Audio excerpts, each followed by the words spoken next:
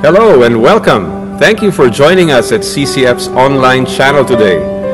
Indeed, we are blessed to have yet another message from God's Word and to see how practical, down-to-earth, doable, and best of all, transformational it can be for you and for me. So we pray you have a blessed time. Enjoy the message. Magandang hapon po sa inyo lahat. Purihin ang Panginoon Diyos. Pakibati niyo naman yung katabi niyo na magandang hapon. Ayan, hallelujah. Praise God.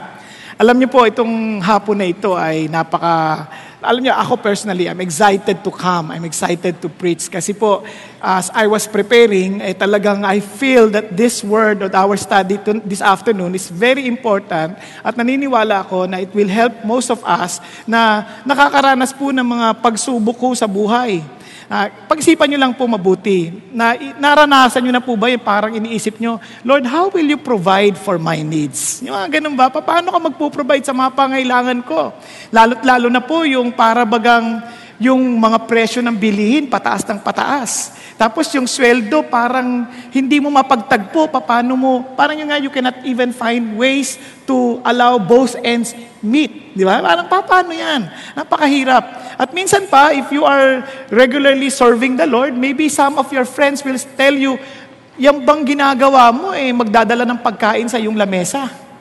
Nabasin niyo po ba yun? May mga ganong tanong. Kaya maraming tao po sobrang nag-aalala ho sa buhay. And alam niyo po, nagpapasalamat ako sa Diyos that we are studying Exodus because Exodus is our story. And in Exodus, we will see and find how God provides for His people. Kaya ngayong hapon, ang ating pong pamagat ay Rest in God's Goodness and Provision. Pakisabi niyo nga sa katabi niyo, Rest in God's Goodness and Provision. Now, para maintindihan natin na bakit ko nasabi na yung Exodus ay kwento natin, tingnan natin ang overview ng Exodus. Tingnan po ninyo.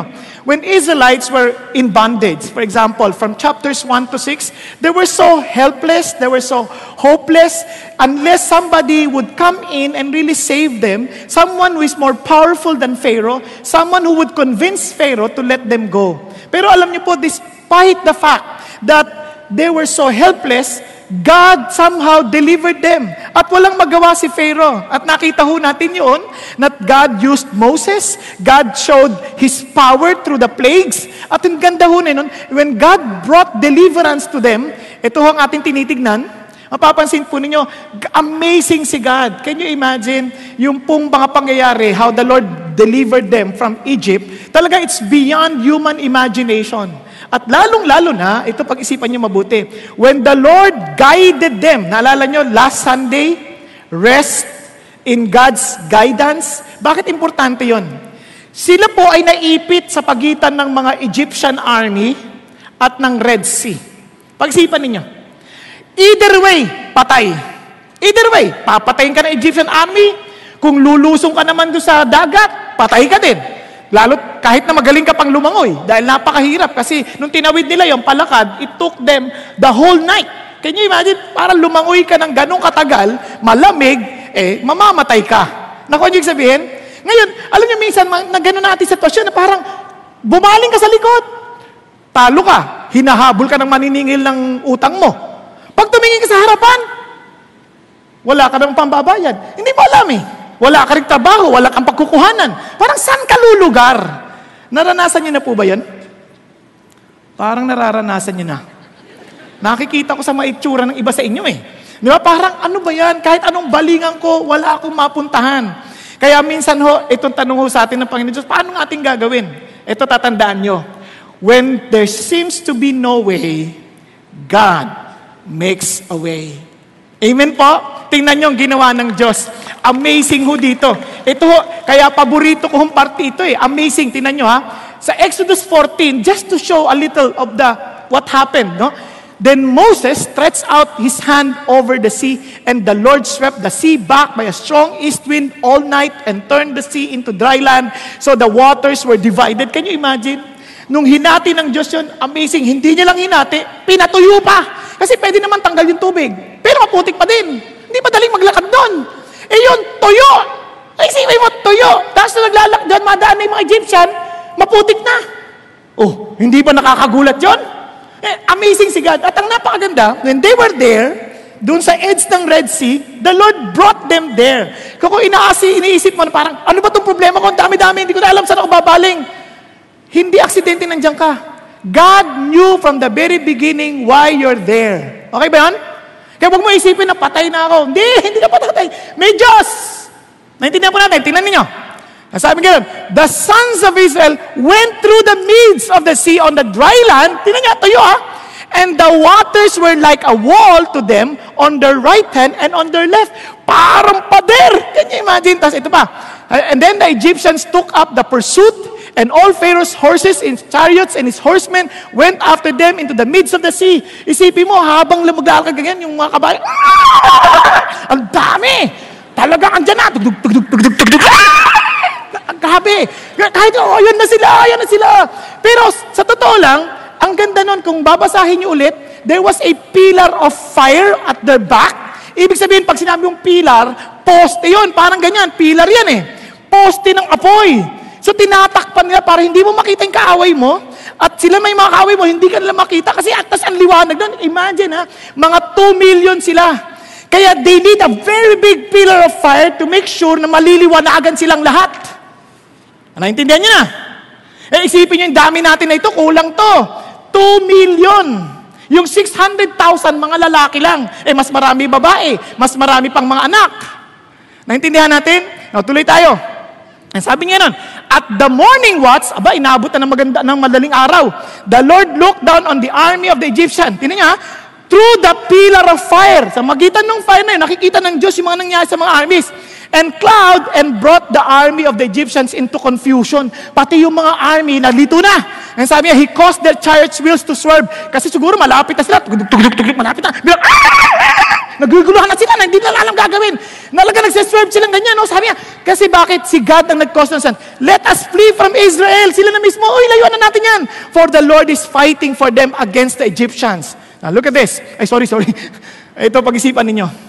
Pagkatapos lang makatawid, biglang bumalik na yung tubig. And every Egyptian army was drowned. Patay. Ngayon kung ikaw yung mga Israelites, biglang ang linis ng dagat. Parang sinasabi, the old has passed, behold, the new has come. Biglang ang linis. Wala nang nakaraan. You don't need to get back to Egypt. Ang linis na, tubig na. Naintindihan po natin? Alam niyo, mas maganda pag napanood natin. Kaya papanoorin sandali yung parte nung kay Charlton Heston. Marami sa inyo, hindi nyo na napanood dito dahil napakatanda ng pelikula. Sa totoo lang, kanina ko lang din nakita ito. No. Kasi sobrang musmus pa ako nung nakita to nung pinalabas to sa amin. Batang-bata pa ako nun. Mga kapapanganak lang. So, panoorin po natin para ma-picture natin yung anong nangyari. The God of Moses is a poor general. To leave him no retreat. Fear not! Stand still and see the salvation of the Lord.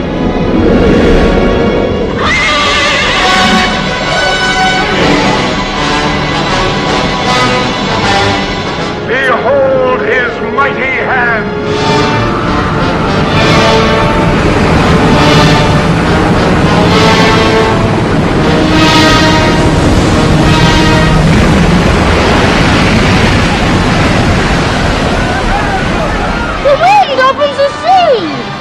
God opens the sea with the blast of his nostrils. He opens the waters before them, and he bars our way with fire. Let us go from this place. Men cannot fight against a God. Better to die in battle with a God than live in shame. Praise God and down into it!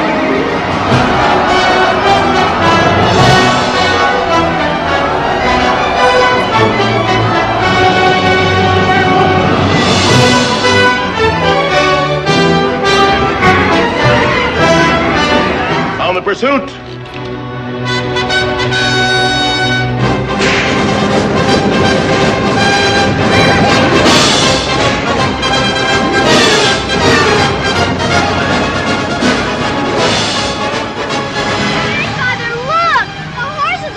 Chariot! Ah! Run! Run! Run for your life!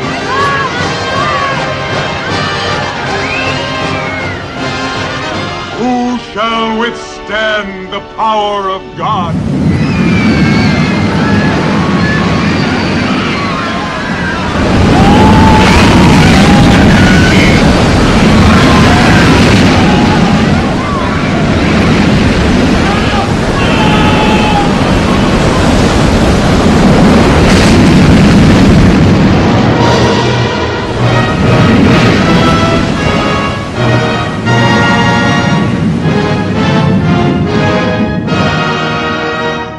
Thou didst blow with thy winds, and the sea covered them. Who is like unto thee, O Lord? From everlasting to everlasting, thou art God. Praise God. Oh, praise God. Amen? Alam niyo, parang yung pelikula, alam niyo po, halos hangong-hango po doon. Kaya po, we can really rest in God's goodness. You know why? Kulang lang sa pelikula kasi hindi ho nila nakikita dahil may pillar of fire behind them. Pero nakakatuwa ho, how the Lord did it. In fact, kung cartoons na, di ba? Kasi it is beyond human imagination how it will be done. Naintindihan po natin? Now listen to this. Because of such deliverance, tingnan nyo how what God provides to people prior to the crossing of the Red Sea. Ano meron sila?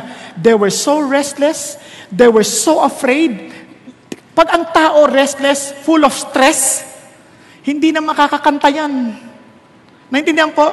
Kung kakanta man yan, ang lulungkot ng kanta. Kahit nga minsan, masaya na yung panahon, yung kanta pa rin niya malungkot. Di ba? Parang wala. Parang down na down. Laging naka-minor yung kanyang kanta dahil sobrang lungkot. Yan ang kanta ng maraming tao. Pero amazing si Lord when He provides. First, He provides us the music in our heart. Alam niyo po ba yun? Yun ang blessing ng Christians. Tingnan niyo, the moment they experience the deliverance of the Lord, look at the song of Moses. Then Moses and the sons of Israel sang this song to the Lord, and sabi niya, and said, I will sing to the Lord, for He is highly exalted. The horse and its rider He has hurled into the sea. Grabe, no? Actually, merong adaptation yan eh. I will sing unto the Lord, and He will triumph gloriously. The horse and rider fell into the sea. Narinig niya kantang yon? Hindi pa? Kakakanta ko lang Hindi, joke lang.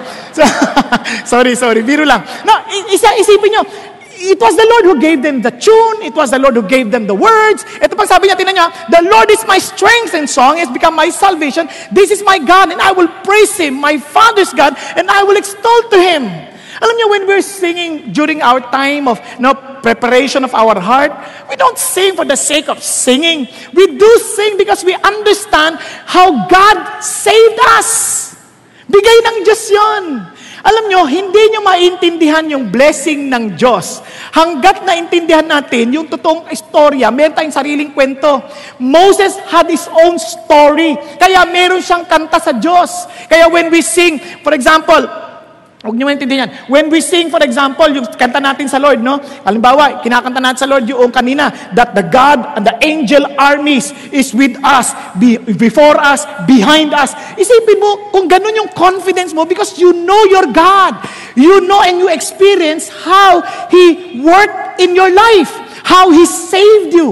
Talagang ikaw magpupuri sa Diyos. Amen po? Pero kung wala kang ganung kwento, wala ka rin kakantahin. Tingnan niyo po itong kanta na ito, nakakatuwa. Ito po yung sinulat ni Fanny Crosby. Sabi niya, narinig niyo na kanta, Blessed assurance, Jesus is mine. Oh, what a foretaste of glory divine, heir of salvation, purchase of God, born of His Spirit, was in His blood. Pakinggan niyo yung koro. This is my story, this is my song, praising my Savior all the day long. This is my story, this is my song, praising my Savior all the day long. Kung wala kang kwento, anong kakantahin mo? Look at this. He was praising the Lord all the day long.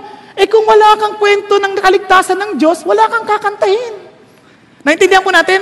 Baka ang kanta mo, oh, giliw ko. Miss na miss. Kaya lang kanta mo, hanggang doon na lang. O kaya, hey Jude, di ba? Hanggang doon na lang yung kanta mo kasi wala kang kwento sa buhay ng totoong tagpo mo sa Diyos. Kaya marami, magtataka kayo, bakit sila kanta ng kanta kumakanta? Bakit sila sumasayaw pa, tataas pa ng kamay? May kwento sila eh. Pag wala, talagang magtataka ka, ano meron? Baliw ba ito? Kasi wala. Kaya, tinan niyo yung karugtong niya, stanza 3, sabi niya, perfect submission, all is at rest. I in my Savior am happy and blessed, watching and waiting, looking above, filled with His goodness, lost in His love. Kasi wala na ako sa sobrang pagmamahal ng Diyos. Ligaw na ako, hindi ko na nakikita yung mga pangyayari din sa lupa. Yung mga problema, hindi ko na napapansin. My heart is at rest because I am overcome by the love of God. Overwhelming. Naintindihan po natin? Kaya maraming tao, hindi mo kaya inventohin yan. There is something you cannot invent. You may try yourself to show, parang to be joyful, pero kung hindi totoo yung kwento, wala din. Kaya nga sabi nga noon ng isang manunulat, I just forgot his name kasi medyo matagal na eh. Parang Alfred Solzhenitsyn ata yun, sabi niya, if you want to change the society, change their song. Kasi yung kanta, napaka-importante niyan. It speaks to our subliminal minds. Parang talagang nire-raise siya. Pero hindi yan mangyayari kung hindi maliwanag sa puso mo kung anong yung kwento mo. Tingnan niyo yung kwento ng anak. Di ba? Yan ang kwento niya eh. Nang isilang ka sa mundong ito, di ba? Laking asar ng magulang. Hindi, mali pala, mali. Laking tuwa. Ibang kwento na yung nakarating sa akin.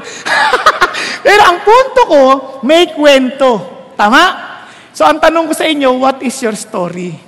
You see, when God provides a song, He provides a story behind the song.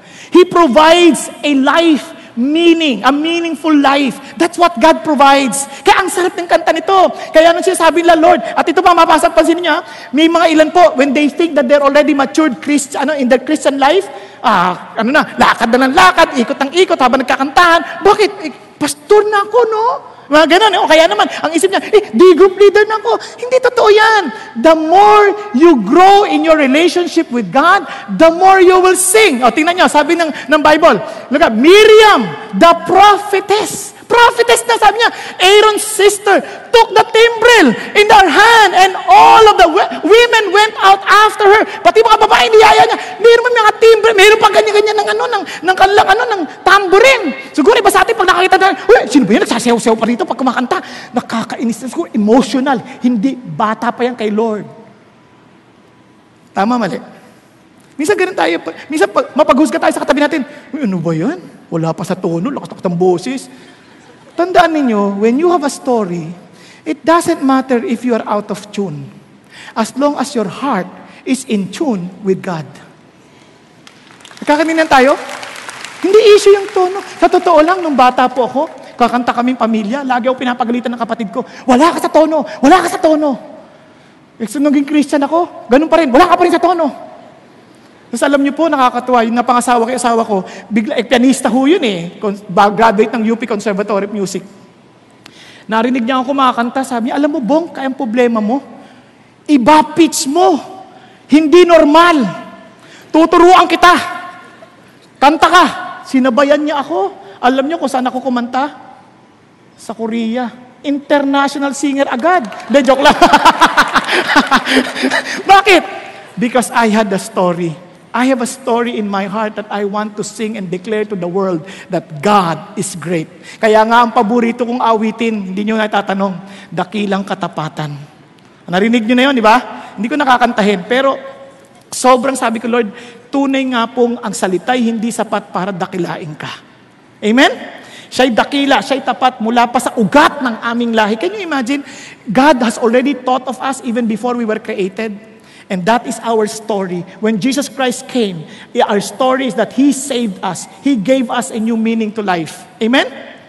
He made our lives worthy to be lived. Kasi maraming buhay po, hindi parang walang kakwenta-kwentang buhay. Kasi ang kwento, malabo, magulo.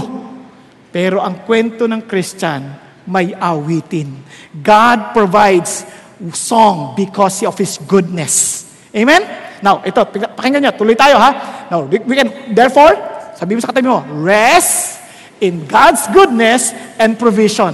Kaya paglabas nyo dito, may awitin kayong dala-dala.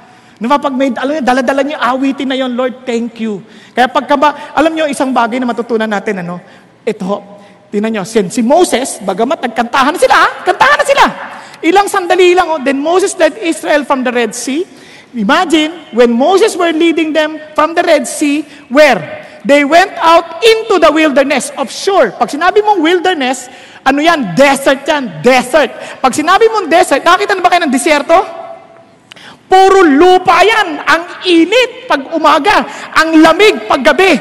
Walang nabubuhay dyan. Disyerto eh. Naintindihan po natin? Now, tingnan ninyo ha. And they went 3 days in the wilderness and found no water. Can you just imagine? 2 million people traveling with you. Tapos, walang tubig. 3 araw. 3 araw, walang tubig. Disyerto. Anong gagawin mo? Sino ba nagdala sa kanila doon? Moses led them as the cloud coming from down, the cloud of glory, guided them. Tama? Paano na yan? Isipin nyo itong 2 million tao nag-reply, Moses, saan kami kukuha ang tubig? Tingnan niyo, sabi niya, when they came to Mara, ang ibig sabihin ng Mara, para maintindihan ninyo, yung Mara, hindi yung prutas, Yaan, ang ibig sabihin, mapait. Mapait. And sabi niya, they could not drink the waters of Mara. Mapait. Sabi niya, for they were bitter. Therefore, it was named Mara. Minsan, gusto natin pangalan yan. Mara, Clara, mga ganyan ba? Di bali, yung Mara naman ng iba sa inyo, huwag kayong magalit kung pangalan nyo Mara. Hindi kasalanan ng magulang nyo, hindi nila alam Ang alam lang nila, Marang. Matamis yun Yung Mara, wala namang H yung sa atin, Kaya, pwede. Pero yung Mara na ito, mapait. Isipin mo, pangalan ng anak mo, Mara! Parang sa Tagalog, pait! Hindi ka dito, pait! Pangit, no? Halika, dito, mapait! Hindi man lang mabait, mapait. Tingnan niyo po. Ito na. Alam niyo, bakit tayo dinala ng Diyos sa ganito? Minsan, bakit gano'n? Akala ko ba pag Christian ka na, wala ka ng problema? Akala ko ba maayos na lahat pag Christian ka? Bakit ang papait ng karanasan ko? Minsan, alam niyo, huwag kayo magulat. God will allow that. God will allow that. Tinan ninyo, So the people grumbled at Moses saying, what shall we drink? Can you imagine? 2 million people. Ano inumin namin, Moses? Ano inumin namin? Tapos sabay pa ng mga tupa dahil mga shepherd dyan Grabe ingay. Kung ikaw si Moses, ano ba to, Lord? Bakit kanyan? Normally, pag may problema tayo, try not to be identified with the people of God, with the Israelites. Bakit? They keep on grumbling, reklamo. Reklamo na reklamo. Moses, ang tubig! Moses, naman to! Parang di na naisip, ako ba may tubig dyan? Kapareho nyo lang ako, wala rin akong tubig, no? Pwedeng ganun tama? Reklamo ka na, reklamo. Ako rin may problema rin. Pwede ba mag-isip tayo ng solusyon at hindi mag-away-away? Tama? Pero siyempre, hindi ganun ginawa ni Moses. Yun yung ginagawa ko pag nagagalit ako. Kasi masamang tao ko Ito si Moses, hindi ganun, nakakatuwa. Itong mga tao na to pag may problema at dinala ka sa Diyos sa isang mapait na karanasan, madalas ang ginagawa natin, reklamo tayo, Lord, ang labo mo. Bakit niyo ako ginaganto? Ano bang nagawa ko masama? Ganyan pa parang nakalimutan mo na yung mga kasamaan mo. Tama? Parang ano bang ginawa ko? Ba't ako bumagsak? Ang dami problema. Tingnan niyo si Moses With all of these grumbling people, mas matindi problema niya. Dahil hindi na lang tubig, mga tao problema niya. You know what he did? Sabi ng Lord, he cried unto the Lord. Naintindihan niyo po? He cried unto the Lord. Now, before that, itong napaka-principle. Huwag niyo kakalimutan. When you are in a situation like this, never, ever worry. Sabi sa katabi mo, you want rest? Don't worry. Ano yung worry? Ang ibig sabihin ng worry, para kang sinasakal. Kasi sabi ng Bible, don't ever worry saying, ano bang kakainin namin? Anong iinumin namin? Anong susuotin naming damit? Huwag niyong ganun. Kasi sabi ng Bible, tinan ninyo, yung mga hentil, eagerly seek all these things. Ang ibang translation yan, kung meron kayong New Century Version, for those who do not know God, seek all these things. Yung mga hindi kilala ang Diyos, referring to the Gentiles, yan ang hinahanap. Pagkain, inumin, damit. Pero sabi niya, hindi tayo. Bakit? For your heavenly Father knows that you need all these things. Can you imagine? Yung tatay mo, Na alam niya lahat ng kailangan mo yan. Ngayon sabi nga, nakagustuhan ko, sabi ni Pastor Peter kanina, marami tao dito, pag narinig yung tatay, allergic na kasi yung tatay nila masama, hindi mabuti. Now, ilagay nyo na ito sa ganitong konteksto. Yung pinakamabait at pinakamabuting tatay sa lupa, pag ikinumpara sa Diyos, demonyo yan.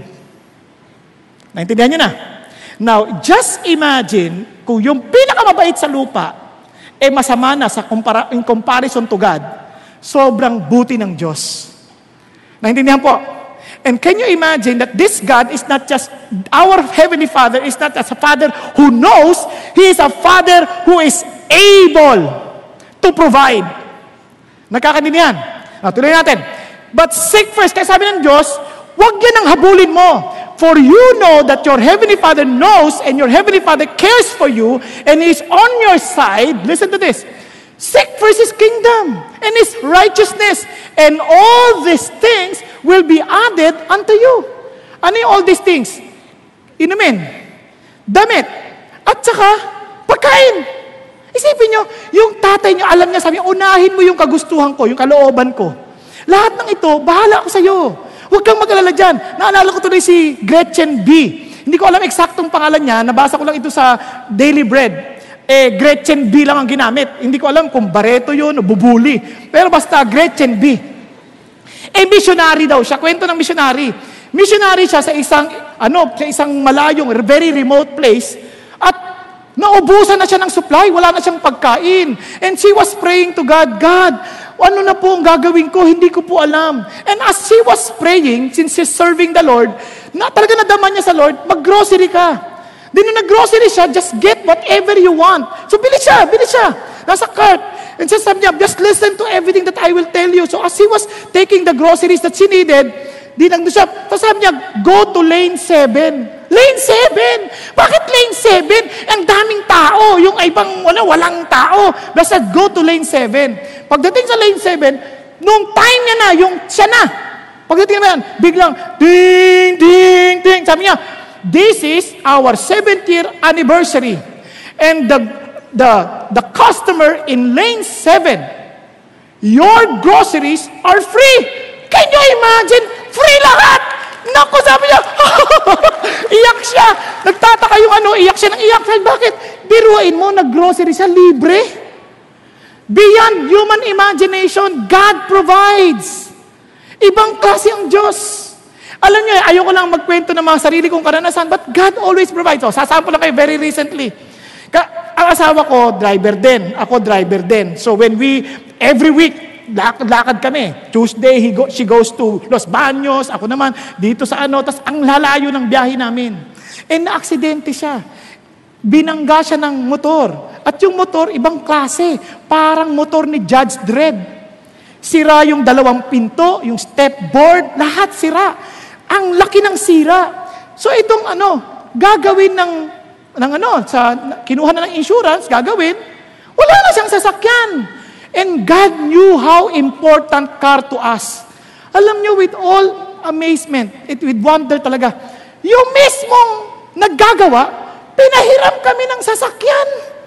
Isipin niyo, pinahiram kami niya, dinala sa bahay, kinuha yung sasakyan, pinagbigyan pa ng, gamitin niyo muna ang service unit ninyo. Okay ito sabi, amazing si God. Alam nyo, marami akong kaibigan. They're willing to lend me their cars. Pero siyempre, hindi mo lang pwedeng abusuhin sila, di ba? Tama ba? Maaring sa una, pahiram. Sige lang. Pero kung linggo, araw-araw, pahiram. Okay ka, pastor. Medyo makapal ng mukha mo kaysa sa buhok. Palagay ko, darating yan. Naku, niya sabihin, pero amazing si God. Alam niya na yung problema ko, kaya pinahiram niya na yung sasakyan. Hindi ko na iniisip. Kaya God has a way of providing. Amen? Si God, amazing. Kaya minsan naman, nakakatawa. Hindi sinasadya. Wala akong kadala-dalang pera. May parking. Magpapark. Magbabayad ng parking. Hanap ako sa sasakyan, Lord. Wala akong mabayad ng parking. Naku, anong gagawin ko? Mamayang konti, bababa ako ng bintana akong ganyan. Mamayang sabi, Pastor! Kamusta? Nauna siya. Binayad yung parking ko. Sabi ko, Lord, you're amazing. God is amazing. May pera ako, kaya lang hindi ko nadala. Di wala nga. But God provided. Alam niyo kung alam niyo lang yung paraan ng Diyos, you just do what God wants. Kaya nga tinatanong ko, Pastor, magkano gasolina mo every week? Hindi ko siya tinitingnan. Ang iniisip ko, gaano karaming may ministeryohan ko every week. Problema ni God yung gasolina. Tama? And sa ngayon, wala akong problema sa gasolina dahil diesel ang gamit ko. Ang punto, God will take care of what you need. He will take care. You just take care of what He wants you to do. Amen? Now, let's continue. Tingnan niya, so do not worry about tomorrow, for tomorrow will care for itself. Each day has enough trouble of its own. Minsan, inaalala natin bukas. Ngayon nga, ang dami ng problema, aalalahanin mo pa yung bukas. You just concentrate on what you can do today. Kasi kung anong kaya mong gawin ngayon, gawin mo na ngayon. Pastor, paano yun? Maniningil na sila bukas. Wala pa rin akong pambayad. Gawin mo yung dapat mong gawin ngayon. Sila ngayon na namumblema. Bakit? Wala kang pambayad. Ano ka ba? Pero gawin mo yung dapat mong gawin. Naintindihan? If you need to pay whatever you have, you pay. Pero just do what is necessary for today. And leave the rest to the Lord. Kasi si God naman ay God. Amen?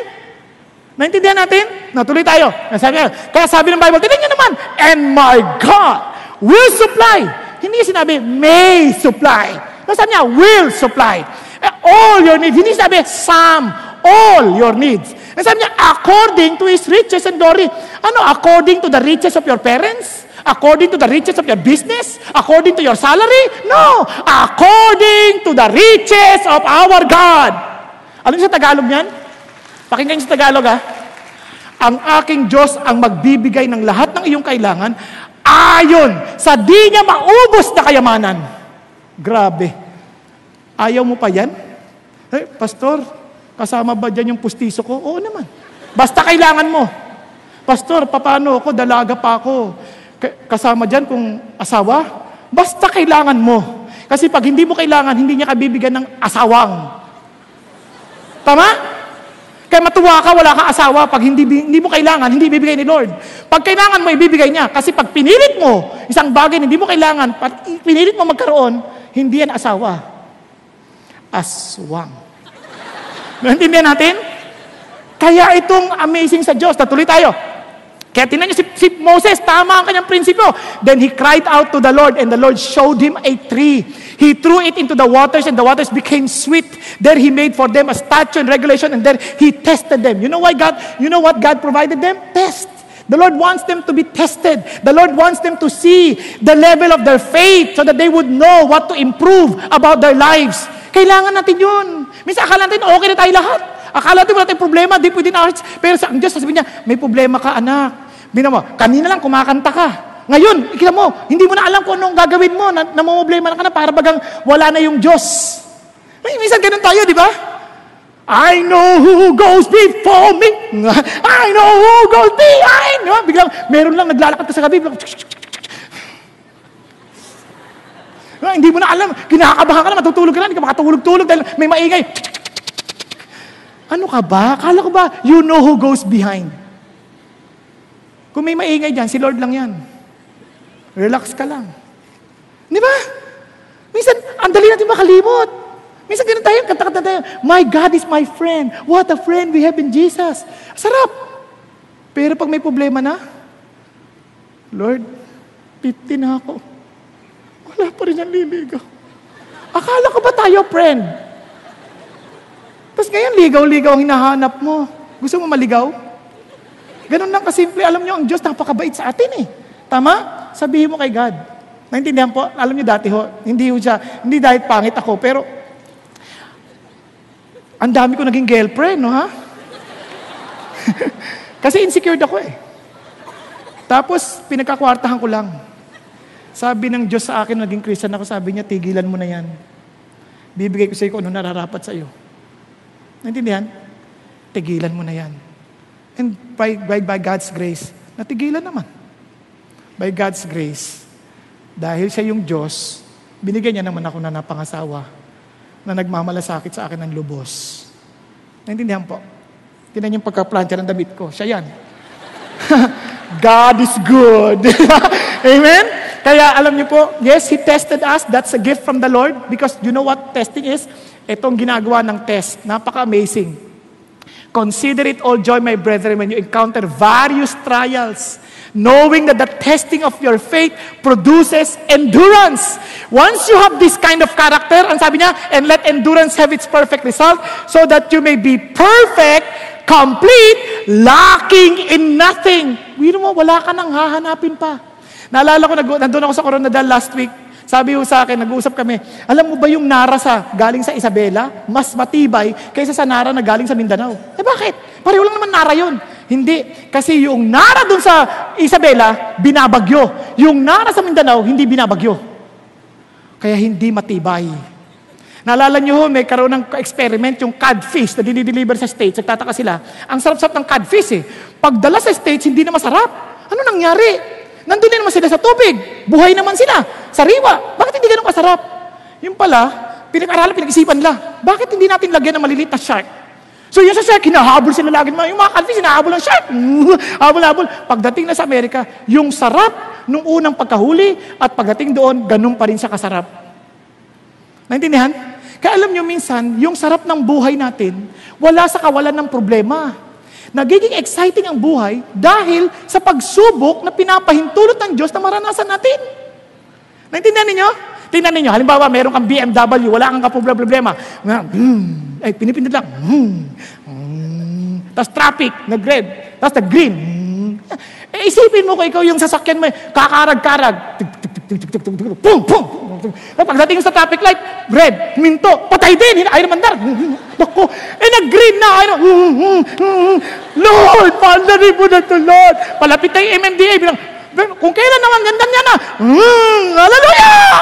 Di ba? Mas exciting. Hindi ko sinasabi na kailangan ganun ang kotse mo. Hindi ko sinasabi yun. Ang sinasabi ko lang, yung problema, nagdadagdag ng sarap sa buhay. Amen? Kaya bigla paganda, hallelujah, Lord, napakabuti mo. Kaya I praise God for problems. Sa totoo lang, nagpasalamat ako sa Diyos kasi yung tatay namin, hindi kami lumaki sa mayamang pamilya. But I praise God, you know why? Pag may problema, parang maning-mani, mas malala yung dati. Bakit? Dahil ang Diyos napakabuti. Amen po? Now, tuloy tayo.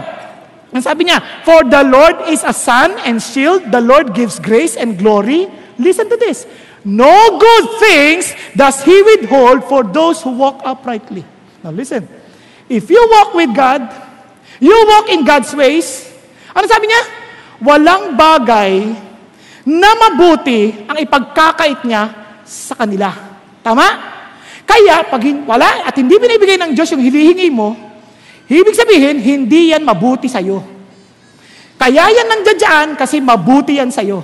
Tama ba? Yung problema, God allowed it kasi it will do good for you. Naintindihan? Kung ano man ang pinagdadaanan mo ngayon, yan ay blessing from God. Because God will not withhold anything to those who walk uprightly. Amen? Nagkakaintindihan? Parang lungkot nyo Yun ang pangawakan ninyo. Huwag niyo isipin, galit ang Diyos sa akin, pinaghigantihan niya ako. Hindi. The mere fact na dinidisiplina ka ng Diyos, kung just in case, ibig lang sabihin, anak ka ng Diyos. Kung hindi ka dinidisiplina, ibig sabihin, bastardo ka. Naintindihan po natin? Hindi ka totoong anak. Kaya dito ko naintindihan, kahit si Job, naalala si Job? Tingnan niyo si Job. Nung sabi ng Lord, nakita mo ba yung si Job? Have you seen Job? Have you considered Job? Look at God. He was very proud of Job. He was very proud of Job. He knew that Job will not reject him. He knew that Job will not deny him. He was so confident about Job. Kaya pag may problema ka, isip mo, God knew what you are capable of doing. Kaya huwag kang susuko. Kaya mo yan. Nagkakaintindihan? Because God will not give you tests or trials that you cannot overcome. Sabi ng Diyos yun No temptation has overtaken you which is not common to man, but to men. But God is faithful that He will not let you be tempted, listen, beyond your strength. And the temptation itself will give you a way out. Kaya nga, blessed tayo. Alam nyo, naalala ko sa Amerika, nung nagkaroon ng financial crisis, laki-laki ng katawan. Sabi, help, I'm broke. I'm broke. Yung pinakamahirap sa Amerika, isa na sa mayaman sa atin. Sa kanya, I'm broke. Namamalimos.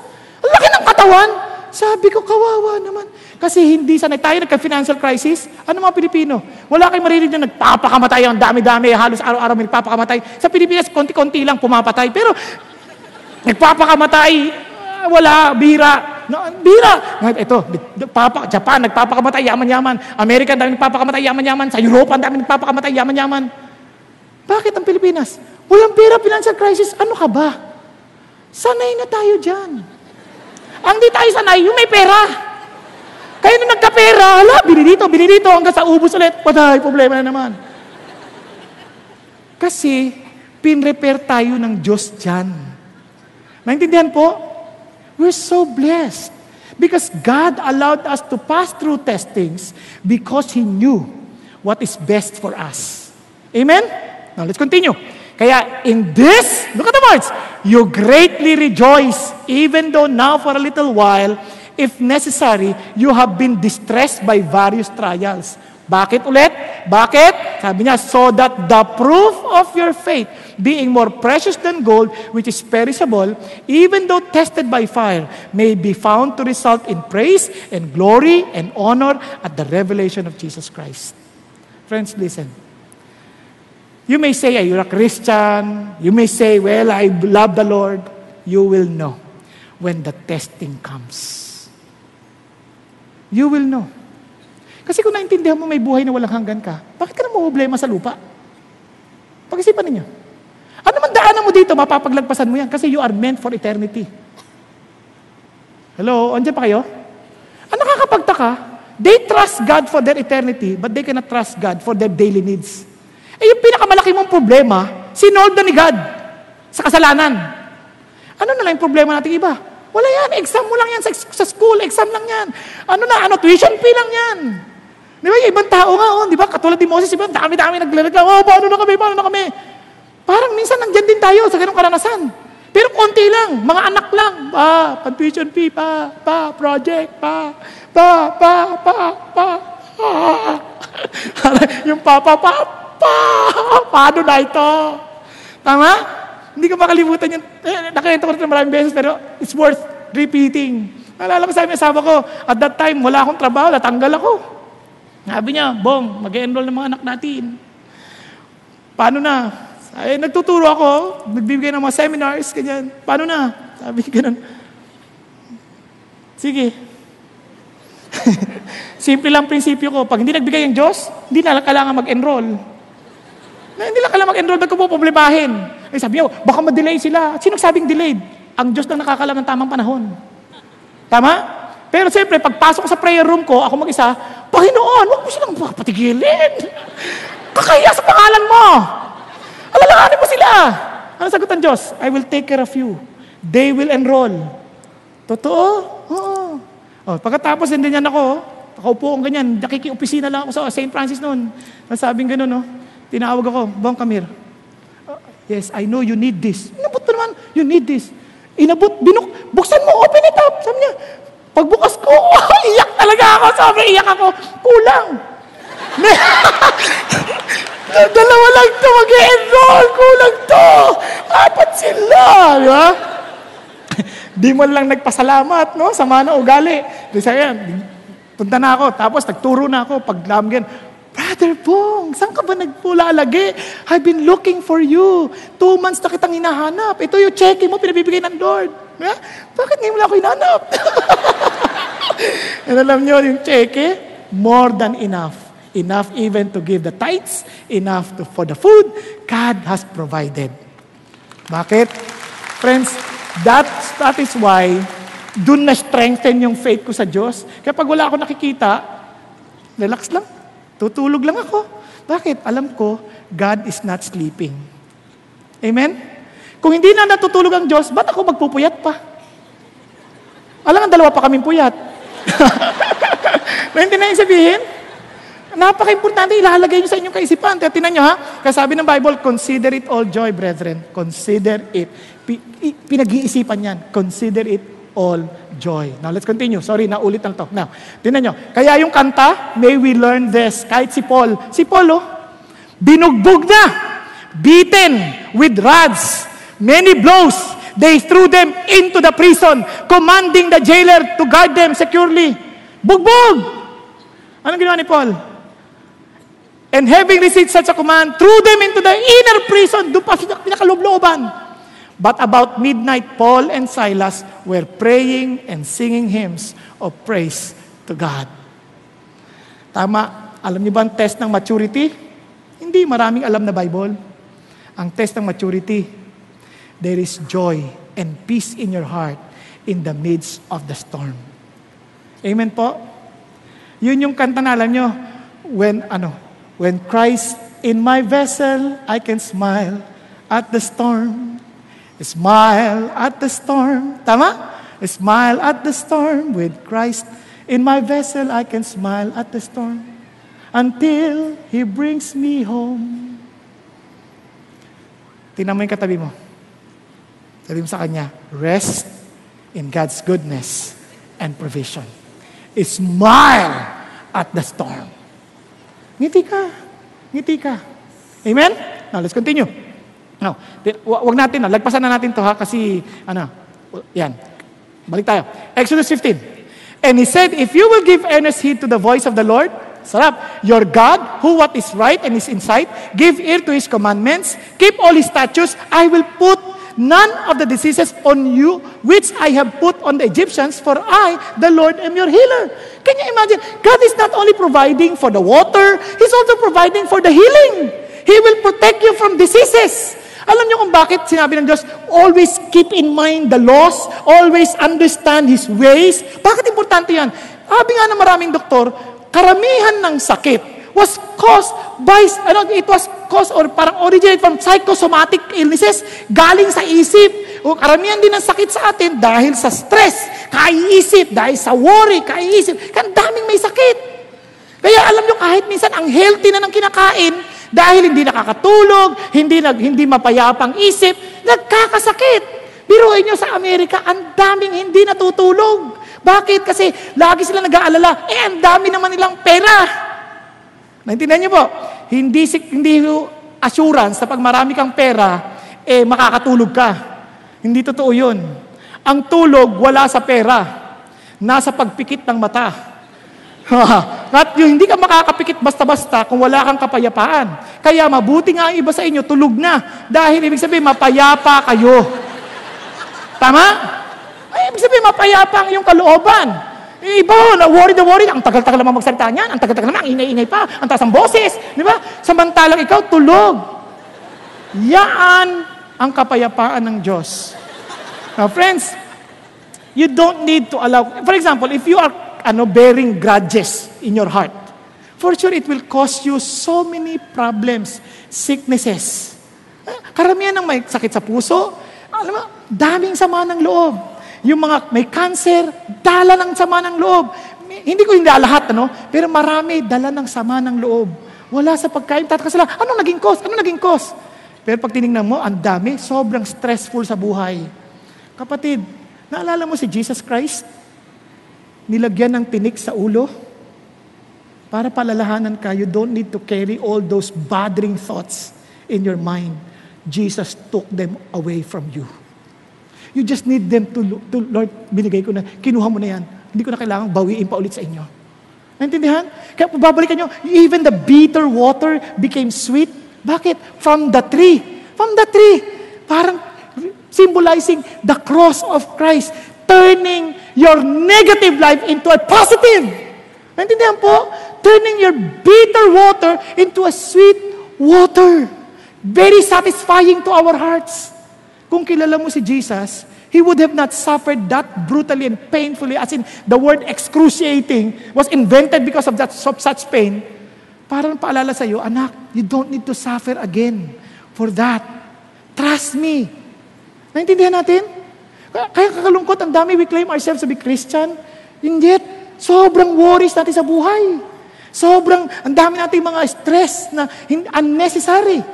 Wino-worry natin. Pag-isipan ninyo, yung wino-worry nyo ka nung ilang taon, hindi nyo na wino-worry ngayon. Yung iba nga sabi, yung asawa ko, grabe, nanlalalaki, nang bababae. Hindi ka makatulog. Ibigay mo na siya sa Diyos. Hindi mo naman siya makokontrol eh. Mababantay mo siya 24/7. Dito ka lang. Sama ko sa'yo. Sama. Masusuntok ka pa niyan. Bigay mo siya sa Diyos. Bakit? Ba't mo paparasahan ang sarili mo? You just keep yourself beautiful before God. Tandaan mo, kung babae ka, paru-paro ka. Paru-paro. Ay, paru-paro, baliktad. Bulaklak. Bulaklak ka pala. Bulaklak. Mali, no? Lalaki yung paru-paro. Na, bulaklak ka. Huwag ka maghabol sa paru-paro. Kasi pag hinabol mo yung paru-paro, oh! Bakit naghahabol yung bulaklak? Hayaan mo ikaw ang habulin ng paru-paro. Make yourself beautiful to the Lord. And let Him regret that He will lose you. Di ba? Hindi yung habol ka lang, nagmumuktong na yung mata mo. Pag tinasa mo, ano yung mukha ka ng multo? Ang sama na mukha mo eh. Paganda ka para sa Diyos. You trust God. Give everything your concerns to the Lord. Bakit? Because He cares for you. Di ba? Bahala si Lord. Alam niyo ba, pag hindi ka lumalakad sa katotohanan, ikaw ang kawawa.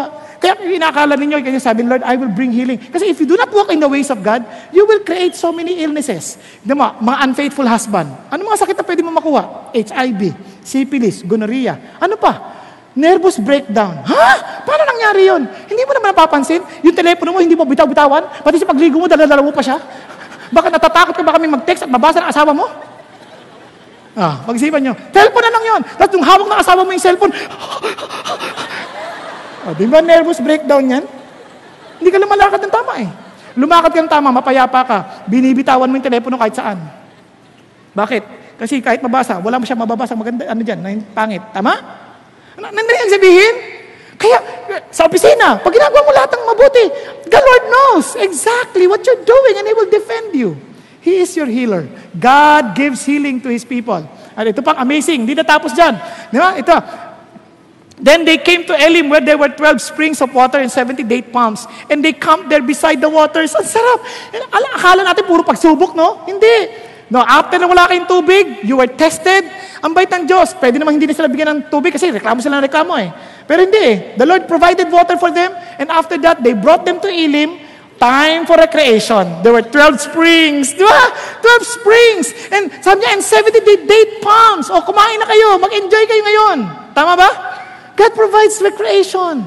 Kaya maraming mga Christian sobrang na-over naman. Parang, uy, huwag tayong magpa-party. Huwag tayong mag-swimming. Summer ngayon, huwag. Kailangan kay Lord lang tayo. Dapat nagpe-pray tayo lagi. Ano ka ba? Kasi God does not provide for your wants, but only for your needs. Kailangan mo nga. Yun, kaya ipoprovide niya. God will not provide for your greed. But sometimes, if you will notice, God provides everything that will make you enjoy life. May mga bagay, mag-iisip nyo, hindi nyo kailangan to survive, but you need it to enjoy. Tama? Hello? Kaya, enjoy nyo din. Alam ka, nandun na yung 12 springs. O, baka iinom. Let's just worship the Lord. No, huwag kayo magsiswimming. Nag-worship lang. Hindi ganon. You enjoy. Kasi bigay ng Diyos yan eh. Bigay ng Diyos yan. Iba nga sabi, si pastor, nag-beach, pupunta pa sa swimming pool. Grabe. Anong klaseng pastor yan? Minsan may tinanong pa ako, nanonood kayo sine, pastor? Grabe kay pastor, masama yan. Ha? Yung parang may babae, lumapit, pastor, hinahanap ko kayo buong Monday. Hinahanap ko kayo, tinatawagan ko kayo, hindi kayo sumasagot. Hinahanap ko kayo. Sabi gano'n, nagpapahinga ako eh. Sabbath ko yun eh. Sabi, pastor, ang demonyo, hindi nagpapahinga. Sabi ko, kaya nga siya demonyo eh, wala siyang pahinga. Tama? Pansinin niyo yung mga tatay na walang pahinga, nagiging demonyo. Mga nanay na hindi nagpapahinga, nagiging demonya. Bakit? Kailangan mo na niya ng time. Pero, hindi ka pwedeng laging ganyan. Hindi pwedeng nandiyan ka lalagi. Kaya tayo, continuation yan, ha? Then they set out from Elim, and congregation of the sons of Israel came to the wilderness of Sin. Balik na naman sila sa wilderness. You cannot stay there forever. That is not your permanent place. I will bring you to the land flowing with milk and honey. So this time you have to go and proceed to your journey. Ano yung Sin? Wilderness of Sin. Itong Sin, ano lang yan? Abbreviation ng Sinai, according to some scholars. Okay po? Baka sabihin nyo, grabe na punta sila sa mga kasalanan. Abbreviation ng Sinai, which is between Elim and Sinai on the 15th day of the second month after the departure from the land of Egypt. Isang buwan at kalahati na. Tingnan natin. The whole congregation of the sons of Israel grumbled against Moses and Aaron in the wilderness. Bakit na naman? Reklamo na naman. Ang sabi na, the sons of Israel said to them, would that we had died by the Lord's hand in the land of Egypt, when we sat by the post of meat, when we ate bread of the full, to the full. Sobrang naman ito mga Egyptian ito. Buti pa nung nasa Egypt kami, ang dami namin kinakain.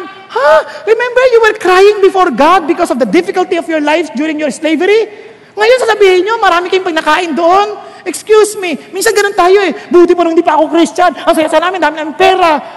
Dami kang pera, dami mo rin sakit ng ulo. Bakit doon ka nagtitingin? Tingnan mo nga, nasabi ng Lord. Nasabi niya, for you have brought us into the wilderness to kill us, this whole assembly with hunger. Ginugutom mo kami, Moses. Wala kami makain. Tingnan nyo Then the Lord said to Moses, behold, I will rain bread from heaven for you, and the people shall go out and gather a day's portion every day, that I may test them, and I may test them whether or not they will walk in my instruction. Ano sabi ng Lord? Gusto ko kayong lumakad sa bawat sasabihin ko. That's how you will survive. Hindi yan sa galing ng tao. Minsan, anak, dapat ito gawin mo, dapat mag-nursing ka, dapat. Hindi. You follow God's instruction. He will take care of you. Amen? Kasi sa totoo lang, accountant po ako, may business ako noon. Sabi ng Lord, iwan mo yan. Sumunod ka sa akin. Lord, punta ako abroad. Gusto ko padala yung ang pamilya ko sa ibang bansa. Yung nanay ko, yung tatay ko, yung mga kapatid ko. Gusto ko silang magpunta sa ibang bansa. Susupply ko yan. Gusto ko mag-aral yung anak ko, kapatid ko ng doktor. At yung mga anak ko, gusto ko maging ano. Ang sabi ng Diyos, kalimutan mo yan. Sumunod ka sa akin. I will take care of you. Nagkakaningan tayo. And I'm so blessed, you know why? Lahat ng anak ko, college na Graduate na nga yung isa Sabi pa ng doktor yun, hindi siya makaka-graduate sa normal school. Graduate, computer engineering, normal school. Why? Because God instructed, you obey. He'll take care of everything. Sa totoo lang, Lord, reklamo. Pwede na sabihin ng Lord, sige, gusto niyo pala pumunta sa Egypt, mamatay kayo sa gutom. Bumalik kayo ngayon. Wala kang kakainin. Hindi ganoon ng Diyos, naintindihan ng Diyos yung alang kalalagayan. Kawawa naman itong mga taon to. Di ba, pauulanan ko kayo ng tinapay. Ang sarap. Isipin mo, pauulanan ka ng tinapay. Paano kung nagalit ang Diyos, paulanan ka ng tig 10 piso? Coins. Bukol-bukol ka. Ito, tinapay. At ito pa, sabi niya, on the 6th day, when they prepare what they bring in, it will be twice as much as they gather daily. Sabi niya, pag 6 na araw, doblehin niyo yung kuha ninyo. Sabi niya, so Moses and Aaron said to all the Israel, at evening, you will know the Lord has brought you out of the land of Egypt. Then, in the morning, you will see the glory of the Lord. For he hears your grumbling against the Lord. And what are we that you grumble against us? Now, listen to this. Sabi niya, then the Lord said to Moses, behold, I will rain bread. Naulit. This will happen when the Lord gives you meat to eat in the evening and bread to the full in the morning. For the Lord hears your grumblings. Narinig niya. Which you grumble against Him. And what are we? Your grumblings are not against us, but against the Lord. Kapatid, listen to this. Yung mga reklamador, badabog-dabog, you're not against human being. Ngayon, nagtatrabaho ka, daming utos sa'yo ng boss. Reklamo ka. Hindi ka nagre-reklamo against us. God brought you in that work. You are complaining to God. Tama? Hello? Sa ministry, sa church, ano ba yan? May aso pa, may sasakyan. Ano ba yan? Ang hirap ng security. You're not grumbling against human beings. You're grumbling against God. Kasi pinadala niya yung aso dyan, parang proteksyonan ka Madali ba mag-aamoy? Kawawa yung aso. Pero maghapon niya na ganun. Kawawa yung aso. Pero, complain. Yung iba nagreklamo, ano ba itong upuan na ito? Nakakaantok. Ano ka ba? Nagreklamo ka pa, pasalamat kami, upuan ka, nakakaantok. Yung iba nalalaglag sa upuan. Pag-isipan ninyo. You see, gambling is a matter of perception, a matter of where you are focusing your eyes on. Importante sa Lord. Tatandaan nyo, in everything, sasakyan, binigay ng Diyos yan. Lahat yan, i-honor mo si God. Tama? Ngayon, tinan ninyo the person with a discontented heart had the attitude that everything he does for God is too much and everything God does for him is too little. Yan ang mga problema ng tao. Parang, Lord, kulang binigay mo sa akin. Imagine this. Paano kaya kung napanganak kang walang kamay, walang legs, walang mata, walang ilong. Paano ka kaya? Reklamo kang baho ng amoy, walang ilong. Pasalamat ka na, naamoy mo pa yun. Tama? Pag may nakita kang di magandang bagay na nangyayari, pasalamat ka that you're able to see. Nalala ko sa train, mayroong isang bata, 21 years old. Ang ganda no! Papatin mo, ang ganda! Ang ganda! Tinuturo niya yung puno. Papatin mo yan! Yung rainbow! Ay, rainbow ba yan? Ang daming kulay, ganda-ganda! Sabi nung sa train, sabi nung mama, ano ba naman yung anak mo? Kakahiya, ang tanda-tanda na. Umasta, parang ngayon lang nakakita ng mga bagay-bagay. Ay, pasensya na ho kayo. Kasi yung anak ko, kalalabas lang sa ospital. Bulag ho siyang pinanganak. Naoperahan ho siya, ngayon lang ho siya nakakita. Maraming bagay hindi natin napapasalamatan ng Diyos kasi masyado tayong mapaghangad ng mga bagay na akala natin we own them and we deserve them. Everything you have, you do not deserve it. God has been so gracious that He gave it to you. Amen? Amen po?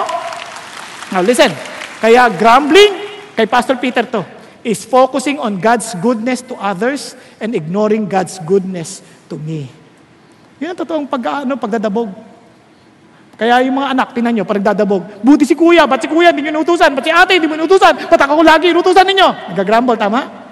Tama? Lagi lang kino-compare sa iba. Wag. Trust in the Lord. Now listen, and the Lord spoke to Moses saying, sabi niya, I have heard the grumblings of the sons of Israel. Speak to them saying, at twilight you shall eat meat. Ang bait ng Diyos, mayroon pang karne. And in the morning you shall be filled with bread, and you shall know that I am the Lord your God. Why did the Lord do this? That they may know that the God who delivered them is the God who will take care of them. Because that God is Yahweh, Lord, all capital, your personal God, the God who will be with you wherever you are, the God who will never change, whatever the circumstance, He will remain the same. Amen?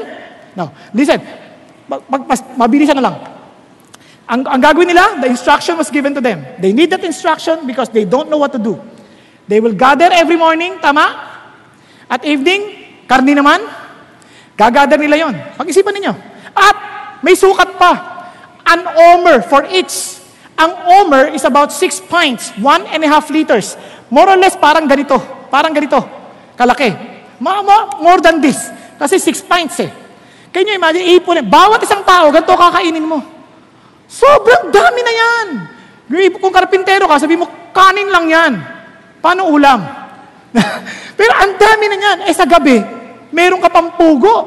At itong bakit araw-araw, ba't hindi nila ibigay ng Diyos kaagad? Bakit hindi? Alam niyo ba kung gaano karami yun? About 90,000 pounds. Kasi kung 2 milyon yan, mga 4,500 tons. Can you imagine? Dadalhin nyo yan sa biyahe? Hindi biro yan.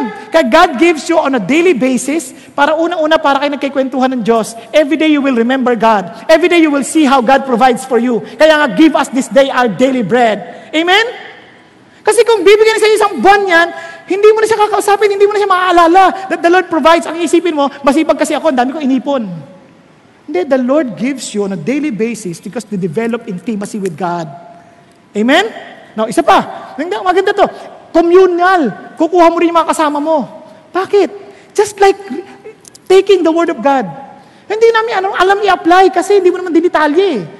Kaya nga kayo nag-grupo eh.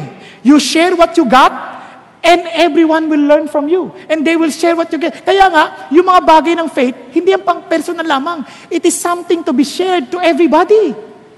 Naintindihan? Kaya tinan ninyo ha, lalagpasan natin na ito kasi para makita nyo na mabuti. Sabi niya, the house of Israel named it manna, yung pagkain manna. Bakit manna? Ang ibig sabihin niya, what is it? Hindi nila alam, hindi nila maintindihan. Kasi sabi niya, it was like a coriander seed white and its taste was like wafers with honey. Sarap. Isipin niyo, kaya magaan pa, parang wafer, magaan. Para pag bumagsak, kung hindi ka tatamaan, hindi masakit. Naintindihan natin? Lahat yung pinag-isipan ng Diyos. At kailangan mong gawin, kasi kailangan mo, parang sa atin, kailangan magtrabaho. Doon ipoprovide ng Diyos, or He will provide somewhere else. Pero you have to do your part. Alam nga naman, nakahintay ka lang, Lord, pahulugin mo yung mga pagkain. Baka magsalita ang Diyos, alam gusto mo, isang sakong bigas? Ilalaglag ko na ngayon. Baka patay ka pa. Naintindihan? Sabi niya, then Moses said, this is what the Lord has commanded. Let an omer fall, for it kept throughout your generation, that they may see the bread that I fed you in the wilderness when I brought you out of the land of Egypt. Look at God. Sabi ng Diyos, okay, huwag kayo magtitira sa gabi. Busin niyo lahat yan. Yung iba, sa sobrang kasakiman, nagtira. Inuod. Pinagalitan sila ni Moises. Yung iba naman, nung 7 araw, sabi ng Lord, magpapahinga ka. Pahinga ka! Kasi para maintindihan mo, ito kay Lord na to. So the Lord will provide. Kaya yung pagkain naman, sa sobra mo, hindi mabubulok. Amazing si God. Alam mong si God lang yun. Naintindihan natin? Kaya, hindi nabulok. Friends, ito, sunod ka lang sa paraan ng Diyos. Hindi kanya pagkukulangin. Minsan, nag-aalala tayo. Dati, naalala ninyo, wala kayong ipon sa bangko. Nung nagkaipon kayo na tagsa 10,000, pag nababawasan ng 10,000, wala na akong pera. Pero meron ka pang 8,000. Nung naka 100,000 ka na, bumaba ng 90, Lord, wala na akong pera. May 100 ka pa eh. Ano bang inaalala mo? Hello? Nagiging swapang ka lang. Kaya sabi ng Lord, bakit na ito ginawa? Bakit ginawa ng Diyos to? Lalagpasan natin. Bakit ginawa ng Diyos na araw-araw? Bakit mana? Ito ang sagot ng Diyos. Sorry Yan. Sabi ng Lord, you shall remember all the way which the Lord your God has led you into the wilderness these 40 years. Can you imagine 40 years, sinuprovide sila ng Diyos every day. That He might humble you, testing you to know what was in your heart, whether you would keep His commandments or not. Ang issue, talaga bang mahal mo ko o hindi? Next. He humbled you and let you hungry and fed you with manna, which you did not know, nor did your fathers know, that He might make you understand that man does not live by bread alone, but man lives by everything that proceeds out of the mouth of the Lord. Ano yung pinaka-importante? Mga kapatid, mga magulang, gusto yung siguradong kinabukasan anak nyo? Let them know the Word of God. Pakisabi sa katabi mo, gisingin mo siya, lapit na tayo matapos. Sabi mo, matatapos na tayo. Rest in God's goodness and provision. You will never know God's goodness until you meditate on who He is. Amen? At meron pang mas malayong pananaw ang Diyos dyan. It is a preparation of the coming of Jesus Christ, which tells us, our fathers ate the manna in the wilderness, as it is written, He gave them bread out of heaven to eat. And look at what it said. Jesus said to them, truly, truly I say to you, it is not Moses who has given you the bread out of heaven, but it is my Father who gives you the true bread out of heaven. And sabi niya, for the bread of God is that which comes down out of heaven and gives life to the world. Alam niyo ba kung sino? Jesus Christ was telling, ako yun. At sabi niya, then they said to Him, Lord always gives us this bread. And sabi niya, look at this. Manna, small, speaks of Christ's humility. Manna, bilog, speaks of Christ's eternal nature. Manna, puti, reminds of us of the sinless, holy nature of the Lord Jesus Christ. And sabi niya, came at night, Jesus came to a world lost in spiritual darkness and gave them light and life. Misunderstood by those who found it? Hindi na maintindihan? Jesus was misunderstood by the very people He came to save. Sufficient for every man's need? Yes, because it reminds us that Jesus is the all-sufficient Savior. At ito sweet to the taste, all those who receive Jesus as their Savior find Him to be sweet to the soul and satisfying to the life, and to be kept and passed on to others. Jesus is to be shared with those who cross our path. Jesus is the bread of life. At sabi niya, truly I say to you, he who believes has eternal life. I am the bread of life. Your fathers ate the manna in the wilderness and they died. But this is the bread which comes down out of heaven, so that one may eat of it and not die. Sino ito? Si Jesus. And sabi niya, I am the living bread that came down out of heaven. If anyone eats of this bread, he will live forever. And the bread also which I will give for the life of the world is my flesh. And listen, Jesus said to them, I am the bread of life. He who comes to me will not hunger. He who believes in me will never thirst. Saan ka nakakita ng ganong tinapay? Hindi ka na gutom, hindi ka pa nauuhaw. Humanap ka ng ganyang tinapay. Kahit yung toasted siopaw, mauuhaw ka ulit. Tama? Friends, the question is this. Ano man pinagdadaanan mo, ano man problema mo, Jesus is the answer to your life. Kaya sabi nga ni Corrie ten Boom, you can never learn that Christ is all you need until Christ is all you have. Hindi mo malalaman na, Lord, ikaw lang kailangan ko, hanggat siya na lang talaga meron ka. Wala ka na ibang kakapitan. Ito ang amazing. Just like what Pastor Peter concluded this message this morning, I'd like to share this with you kasi napakaganda. Sabi niya, rest in God's provision. Why? Only God can turn a mess. Dami mo ng pagkakamali into a message. A test into a testimony. A trial into a triumph. A victim into a victor. Jesus wants to give you a life that will last for eternity. Tayo pong lahat ay yumuko at pumikit sandali. Kapatid, ikaw lang nakakaalam ng totoo mong kalalagayan sa buhay. Yung gulo ng iyong isip, yung takot mo sa kinabukasan, iniisip mo, paano na ako, may edad na ako, matanda na ako, o kaya naman, iniisip mo, ang dahil ko ng sakit, iniisip mo, ang dahil ko ng pagkakamali. Kapatid, God can turn that mess into a message. God can turn the bitter water into something sweet if you will just allow what He did on the cross to be real in your life. Ang tanong lang, are you willing to humble yourself and say, Lord, I need you. I believe in you. Not only with words, but with my whole heart, soul, and mind. Kapatid, kung hindi mo pa kilala si Jesus at hindi mo pa pinangahawakan na siyang tinapay ng buhay mo, pwede bang itaas ang kamay mo sa Panginoong Jesus? Sabi mo, Panginoon, ako po yun. Just raise your hand. Hindi mo pa tinatanggap si Jesus sa buhay mo. You're so worried about so many things in life. God wants to free you from that worry. Yes, hallelujah, praise God. Meron pa po ba? Huwag ko kayong mahiya. Just raise your hand, praise God, hallelujah. Sa mga nasa taas po, praise God, praise God. Friends, kung dami mong dala-dala ngayon at hindi mo alam kung anong gagawin mo, just raise your hand to the Lord. Thank you, Jesus, hallelujah.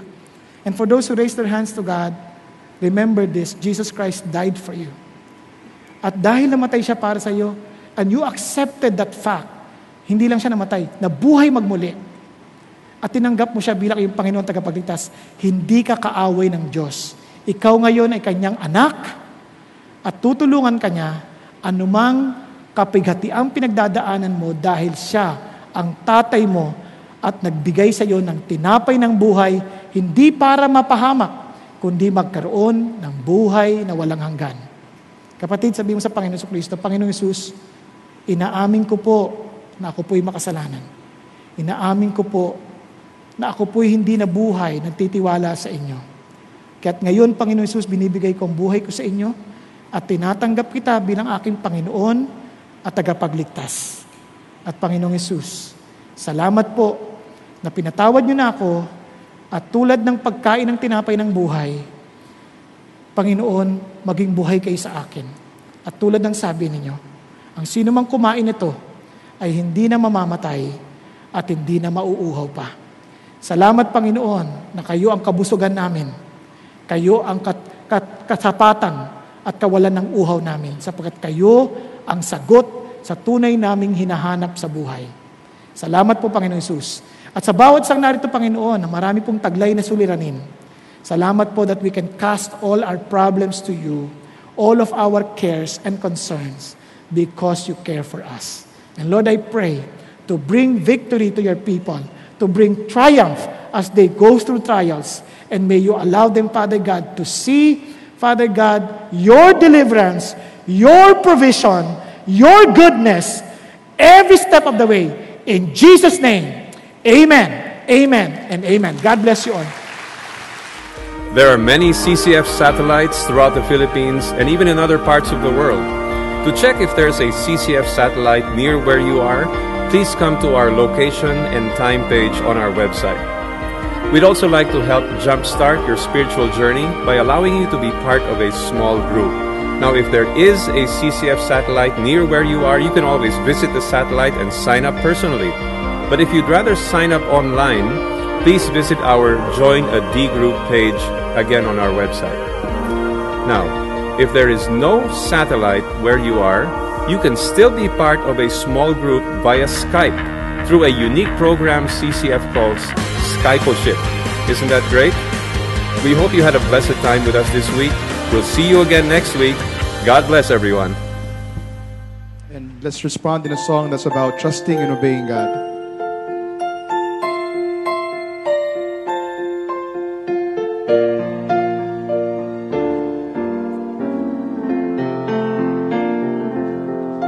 When we walk with the Lord in the light of His Word, what a glory He sheds on our way. While we do His good will, He abides with us still, and with all who will trust and obey. Trust and obey, for there's no other way to be happy in Jesus but to trust and obey. Then in fellowship sweet, we will sit at His feet, or we'll walk by His side in the way. What He says we will do, where He says we will go. Never fear, only trust and obey. Trust and obey, for there's no other way to be happy in Jesus but to trust and obey. Trust and obey, for there's no other way to be happy in Jesus but to trust and obey. Let's give God the glory. Praise God. Have a blessed Sunday, everyone.